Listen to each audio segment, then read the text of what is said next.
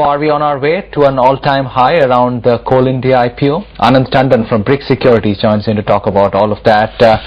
Anand, morning. You think we're still rising on the back of liquidity and no reason to think that any major correction will happen anytime soon?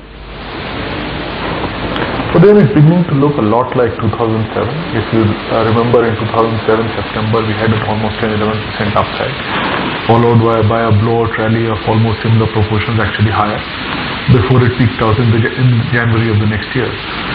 At that time too, we had the then largest issue in the market.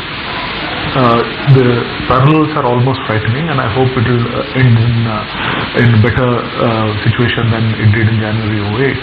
But as I mentioned the last time as well, there is no question that the market is likely to make a new high. You've had the dollar fall against most major currencies by almost 10%, and most markets, for example, yesterday were up across the board. I think we are also benefiting from that tide of money. Any early thoughts on the Coal India issue, Anand, and what it might do for retail interest?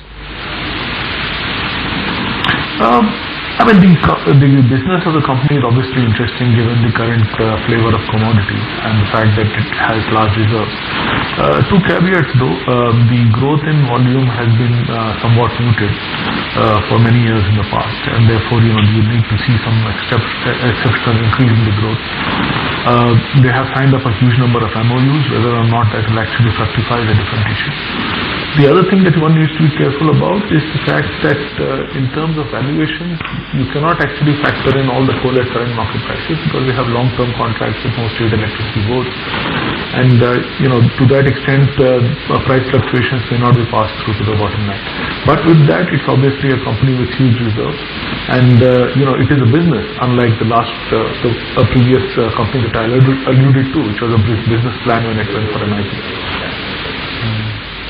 Anand, can you think of any trigger? Because last time, if you're comparing it with 2007-08, out of the blue there was a big global accident and that pegged us back substantially. This time, from whatever is swirling around in the environment, can you pick any possible trigger for the correction that you're talking about? Well, first of all, then it need not be a correction. You could just have the market stay where it is, because obviously there is a lot of money floating around. The triggers can be many actually, because what we are seeing is obviously moving away from fiat currency. The problems that were plaguing the economy 2 years ago are pretty much unsolved. If you look at the data that's coming out from the US, the level of mortgages which have not been foreclosed in New York is now exceeding almost 2 years. In other words, for 2 years you don't have to pay your mortgages and the banks will not foreclose it. In other words, they will not mark it down to the value that it should be. So banking balance sheets continue to remain extremely stressed. It's just that they are pretending not to recognize it. The European economy is in deeper trouble than it was 2 years ago.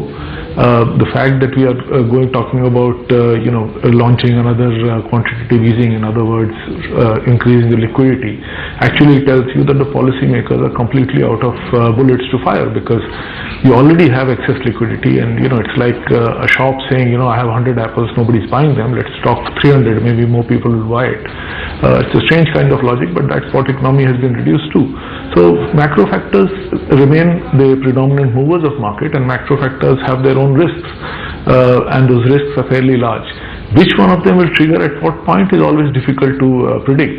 All that you are looking at right now is that you are looking for assets which can inflate in most emerging markets, including India, and therefore assets are trading at prices which you would normally not consider value at a fundamental level.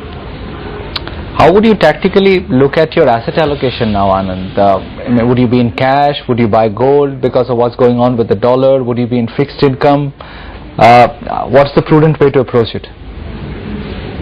So right now almost all assets seem to be going up, and a while back there was this suggestion that interest rates would have peaked. Again, if you look at recent interest rate movements, we've again seen them cross 8%, and with the expected flow of stocks coming out of the government, I think you'll find liquidity will become somewhat tight again.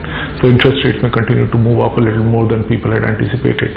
Gold is an obvious asset allocation. I think more from the insurance point of view than from a point of view of making money. I think you will get to a stage where if panic comes into the fiat currency market, you will get a multi-bagger in gold even from here.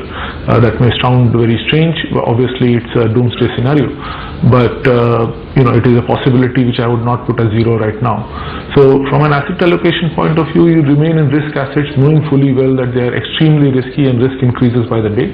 But if you want to make money, that's the only option that you have. So buy anything which is linked to stuff which cannot be produced. So whether it is cash flows or whether it is real estate or whether it is commodities which grow or can be extracted out of the ground, almost all of them have some logic for going up. For people who do not buy the froth logic in the market, point out that the market is trading at maybe 5 PE notches below what it was in 2007. So maybe the market's not reached a valuation or a bubble zone in terms of valuations. What do you think? So the point is that you have to go back 2 years ago and see what was the expected earnings at that point of time. So at no point of time does the forward earning look like it is a bubble. It is always when you find that the earnings have been missed that when looking back you find that it was actually at a bubble valuation. If you remember in 2008, the expectation was that 2008 March will probably deliver 1,000 or 1,100 rupees EPS. We are in 2010 and we have not yet seen that 1,100 rupees EPS, and it's unlikely that we will see this year as well. So I think the problem with expectations and forward P's is that they always tend to move in sync with what has happened in the last 1 year, because you have that nearness bias, and therefore no spreadsheet I have seen in 18-20 years as an analyst or as a head of research has ever shown me a degrowth. Analysts are just incapable of building degrowth into models. So I would kind of significantly discount that. That said, is it bubble? It depends on what you classify as bubble. When we have negative real interest rates, the theoretical possibility of valuations is infinite. So almost nothing is a bubble. In comparison, therefore, the market is not at bubble valuations. But when you put your hand to your heart and say, okay, here is a stock which is cheap, I would challenge most people to find me one in the index.